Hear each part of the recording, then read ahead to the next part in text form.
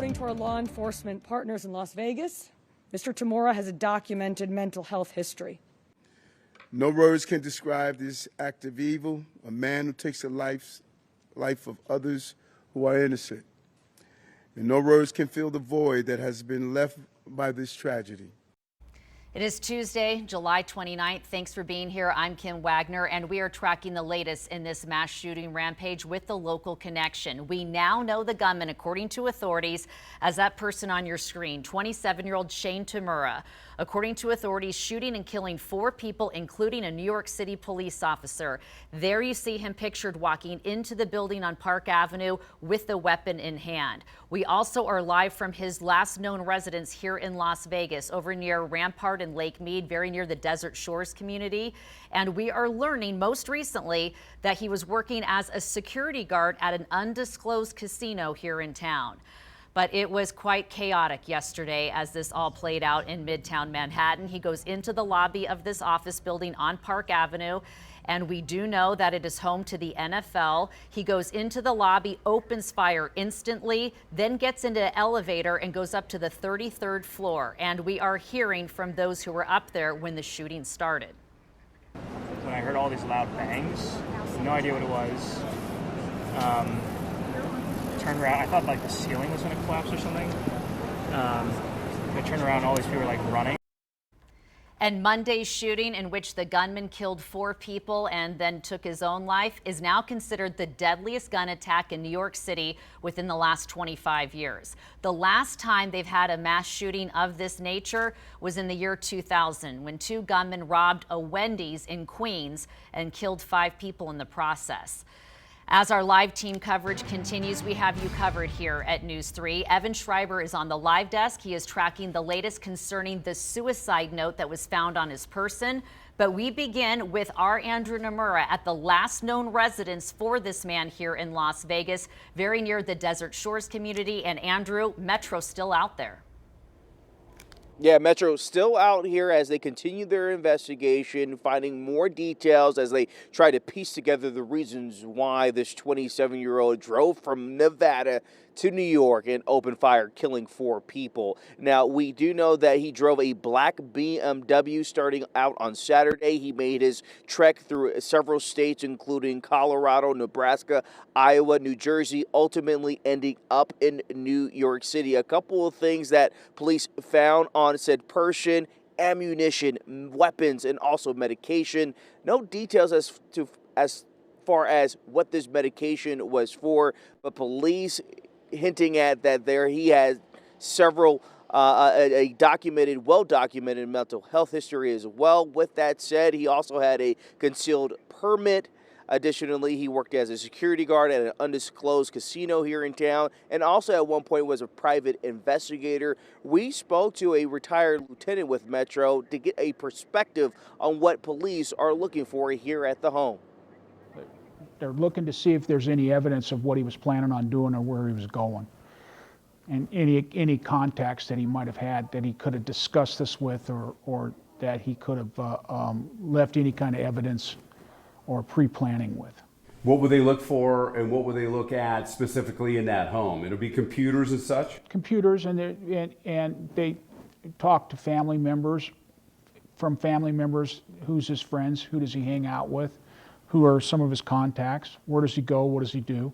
He may go to something as simple as going to the gym and be talking to someone in the gym while he's working out that he's upset by somebody, and this is what he's planning on doing. And the guy he's talking to is like, this guy's just a nut, and he's not going to do this. Well, Kim, since we last spoke to you at 5 a.m., we were able to talk to a couple of people just passing by.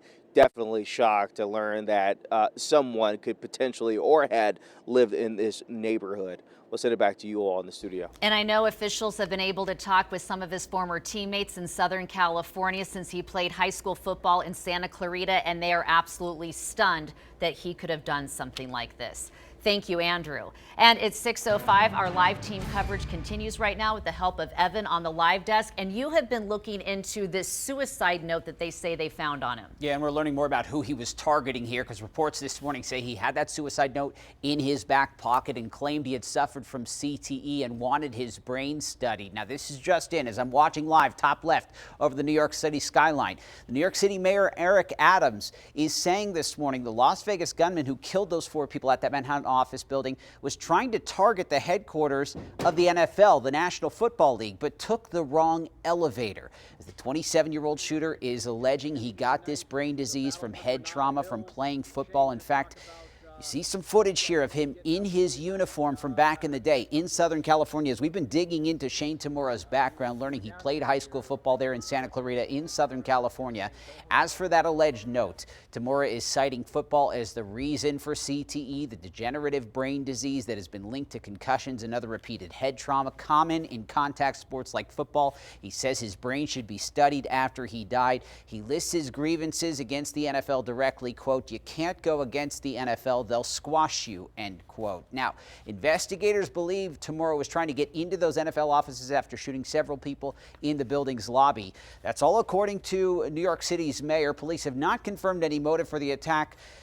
No doctor or researcher scientist has confirmed that he was suffering from CTE. That's all still to come out. We're working to learn more, but Kim, the NFL's commissioner, said one of their employees was seriously hurt in the shooting, and they're working remotely today in the NFL offices. Back to you at the desk. Incidentally, the NFL working with the Lou Ruvo Center for Brain Health here locally as they are actively studying CTE, specifically in living patients, since they learn so much more after somebody's already passed, like in the case of Aaron Hernandez, who was in his 20s when he died, but when they did the autopsy and looked at his brain, it was like a brain of a 65-year-old man because of CTE. Thank you, Evan. Right now it's 6:07 new this morning. Not only are we finding out the possible motivation here for this local man, but we're also finding out about his background here in the state of Nevada. We've gotten our hands on court records, and it indicates that Shane Tamura was arrested by authorities here locally in the year 2023. It was a trespassing charge, but it never really came to fruition. In fact, he doesn't even have a criminal history, so to speak, because they didn't pursue the charges. There was no burglary associated with this trespassing charge, so the district attorney, again, ended up essentially moving forward from this. Now, we want to know more about what happened with that incident in 2023, so our assignment desk is actively getting in touch with Metro to see if we can get our hands on that arrest report to get additional details. Once we do, we'll be able to pass it on to you. And we want to get more answers about why and how he was able to get a concealed carry permit here in Nevada, because pictures online show it was issued by Metro Police in June of 2022, was set to expire in 2 years. And now officials out of New York say that Tamura was in possession of this permit even while he had a documented history of mental health issues. It's unknown if he was still allowed to carry the concealed weapon or if law enforcement requested it back. Well, we had the chance to talk to a local firearms expert who says despite the background checks, even she admits it's not a perfect system. You know, there's things that kind of fall through the cracks. I think maybe it just wasn't flagged. It wasn't something that came up. You know, the system isn't perfect. You know, if it's not reported, then we just don't know. And that permit right there, one of several pieces of evidence found on Tamura after he shot himself inside that New York City skyscraper. And we have a picture of the actual gun. Here it is on his person, and New York is not an open carry state like it is in Nevada, so I'm sure when people saw that, that was already alarming. And we talked with a firearms expert who also has a show and tell, if you will, with this specific gun, which is an M4. Now, we want to remember that we are the weapon, and any physical thing that happens, we did it. But the tool that he did use is going to be something like this. This is the M4, basically your Armalite rifle style AR-15. This one, you have the 5.56. This is a barrel of 16 inches. Anything longer than that is considered a rifle. Anything shorter is considered a short barrel rifle, not to be confused with an AR pistol. But also the type of ammunition that is used. This is a pencil, and you'll see that this is the ammunition right here. You'll see that it's not much bigger than the circumference of a pencil. For a carrying concealed weapons license here in the state of Nevada, you have to take an 8-hour course. There's also live fire qualifications to go along with that before you can even submit an application.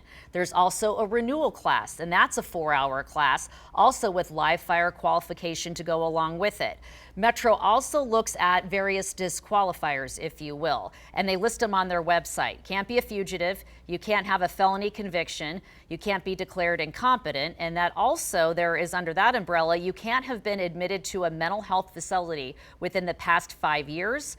It remains unknown exactly how he was able to get his hands on that sort of certification here locally, but it is something that continues to be investigated. I knew this morning we're seeing images of the fear inside that Manhattan building as the people inside, the workers inside, barricaded themselves at the time of the shooting.